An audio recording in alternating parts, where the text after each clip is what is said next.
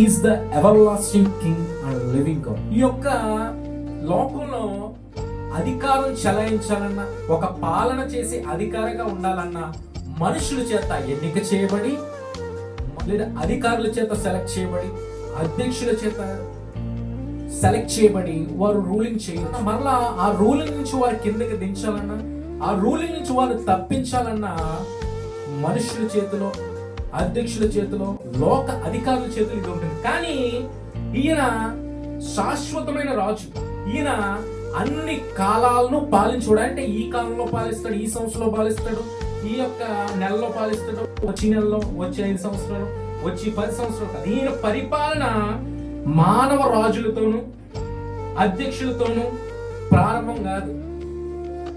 అంతేకాకుండా ఆయన పరిపాలన ఎవరో ప్రారంభించలేరు, ఆయన పరిపాలన ఎవరో కూడా ముగించలేదు. ఎందుకంటే సర్వాన్ని సృజించిన సృష్టికర్త ఈయన పరిపాలన ఎప్పటి నుంచి ప్రారంభించబడి, అంటే ఈయన చేసే పరిపాలన ఎవరు ముగించలేరు, ఎవరు ప్రారంభించలేరు. ఆయనే మొదటివాడు, ఆయనే కడపటివాడు.